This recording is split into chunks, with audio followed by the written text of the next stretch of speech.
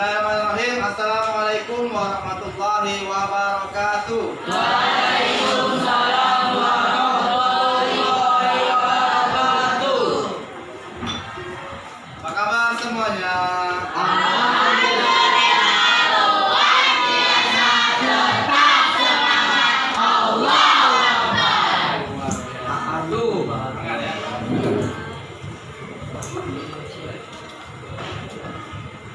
Oke, baiklah. Sebelum kita memulai kegiatan pembelajaran hari ini, saya minta satu orang, satu kelas boleh pimpin baca doa sebelum dimulai. Oke, ada ketua kelas? Ada. Oke, silakan dulu. Bersiap. Siap. Tangan dilipat. Lipat. Berdoa dimulai.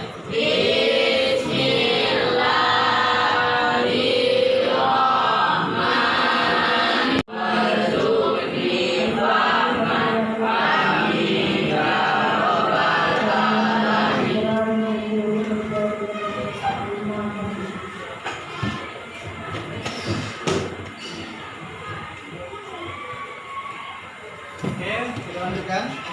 Terima kasih kepada sudah memimpin.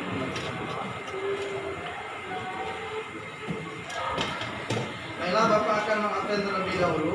Yang Bapak panggil namanya akan Bapak panggil. Bismillahirrahmanirrahim. Tapi hari ini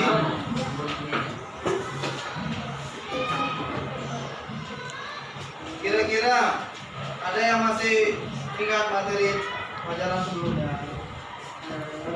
Kemarin kita belajar materi apa?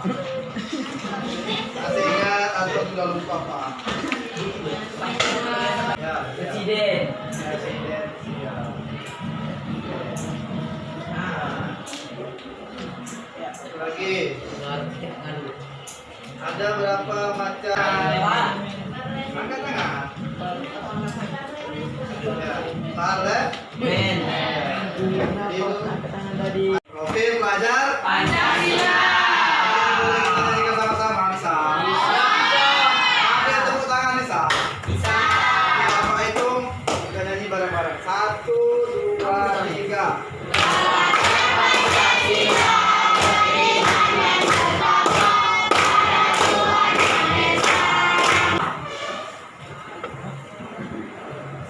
Yang kita nyanyikan tadi. Hikmah dan berkat Tuhan. Pokoknya jangan berhenti, jeda aja ya. Jeda hidup. Jeda hidup. Oke? Biar bisa diedit. Udah dapat halaman 55? Sudah ada.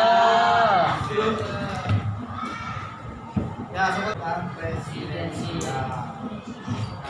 Nah, bentuknya sebagai negara kesatuan menggunakan sistem presidensial, maka perlu jajaran di bawahnya, ya, perlu pemerintahan yang berada di bawahnya. Salah satunya apa? Menteri. Ya.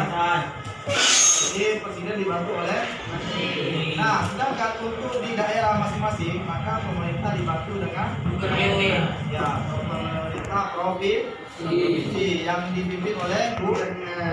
Ada anak gitu kan yang ada di rumah gitu kan. Ya, jadi ibaratkan sebuah keluarga ada posisi orang tua, ada anak dan lain sebagainya. Begitu juga pemerintahan suatu negara. Presidennya, ada menterinya, ada lagi pembantu pemerintah di daerah dinamakan pemerintah provinsi. Tahu apa provinsi kita dinamakan provinsi apa? Provinsi Kepulauan Riau. Kira-kira ada yang tahu nggak ibu kota provinsi Kepulauan Riau? Saya tahu Tanjung Pinang. Iya. Yuk. Tepuk tangan dulu. Jadi kebanyakan anak Batam ya terus menyesuaikan dengan keadaan yang ada saat ini. Jadi sering mengalami perubahan-perubahan. Ya. Jadi terus berurutan dari kabupaten kota turun ke setelah kota apa? Di bawah kota? Nah, setelah kecamatan apa lagi? Lurah. Setelah kelurahan baru RT. RW baru RT. Nah.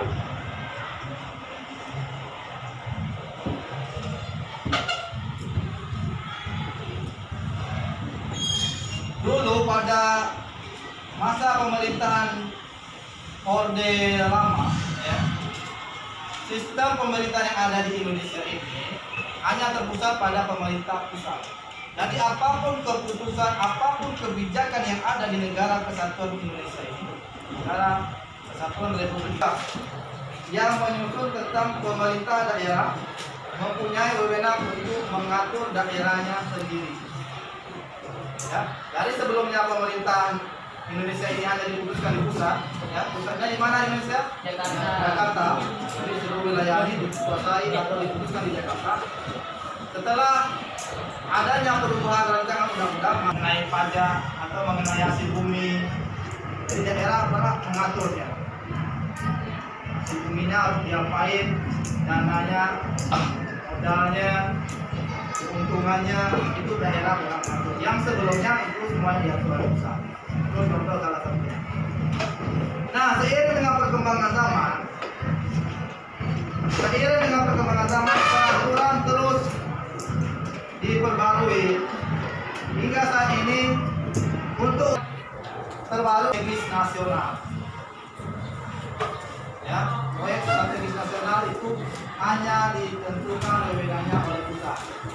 Ya, yang baru-baru ini yang heboh-heboh viral di Batam sampai JP di TikTok, ya, JP di segala media sosial yang terjadi di Pulau Bangkalan. Itu salah satu contoh proyek strategis nasional. Proyeknya ada di Batam, Tumpang Batam, ada di Provinsi Kepri. Tetapi yang mengatur mengenai proyek ini yang karena masih ada kendala di lahan yang ada di Bangkalan. Dan itu pemerintah daerah tidak bisa mengatur atau mencampurkan. Pasca reformasi yang mengakhiri Republik Baru, daerah untuk memperoleh haknya demikian kuat. Ada yang menyuarakan untuk mengubah bentuk negara dari kesatuan menjadi federal. Diterapkan adalah sentralisasi. Pemerintahan pusat sangat dominan, sementara pemerintahan dari pemerintahan konkuren dan urusan pemerintahan umum.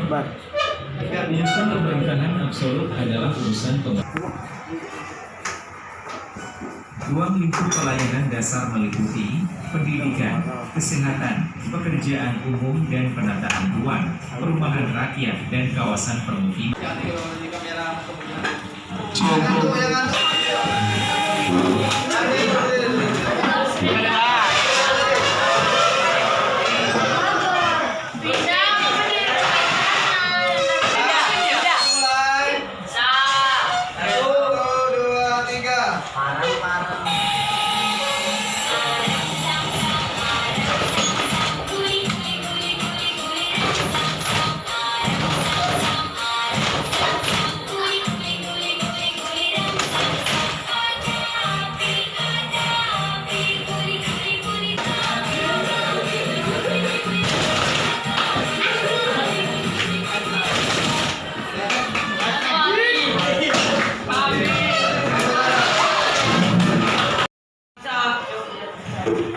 Lihat Bapak lagi ngomong. Setelah tadi kita mengamati ya video pembelajaran. Nah, kali ini silakan dikerjakan sekelompok ya, sesuai kelompok yang ada tadi. Sudah tadi pembagian kelompok dari pelajaran sebelumnya. Jadi Bapak nggak perlu lagi bagi kelompok ya. Belajar kelompok yang ada ini. Silakan dibikin di kertas selembar secara bersama-sama. Membakar.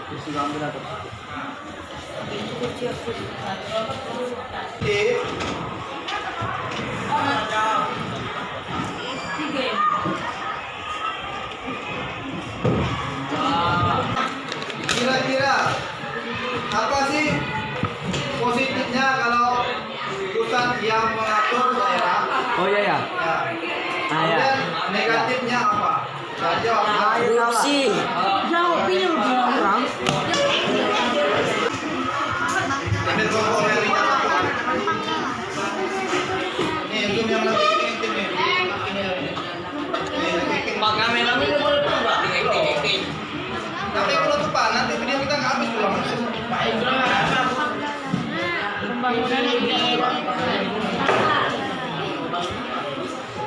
Nanti bapak. Iya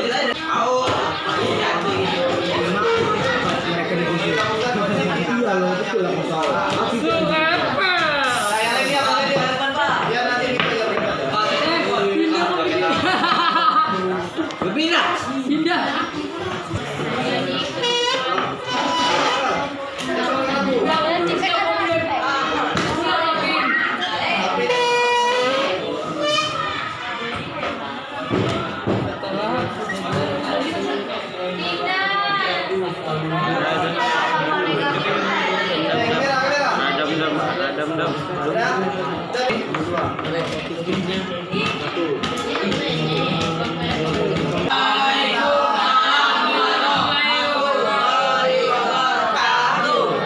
Oke, yang lain diam. Dengarkan.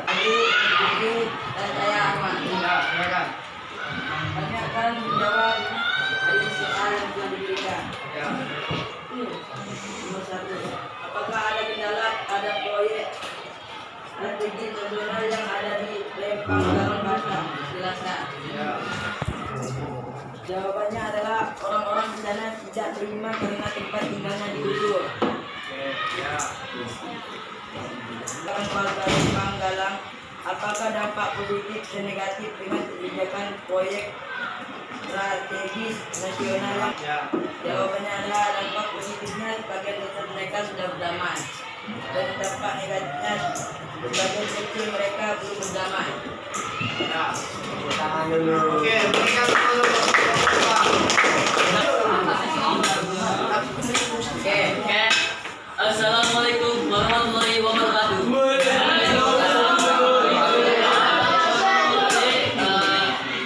Soal pertama, apakah ada kendala pada proyek strategis nasional yang anti Lempang Galang? Jawabannya, ada kendala. Kendalanya adalah ada pada masyarakat atau warga yang menolak direlokasi oleh pemerintah karena sudah tempat mereka sejak dahulu. Yang kedua, soal kedua, setelah kejadian aksi penolakan warga Lempang Galang, apakah dampak positif dan negatifnya dengan kebijakan proyek strategis nasional yang dikendalikan oleh pemerintah? Oke, tepuk tangan dulu.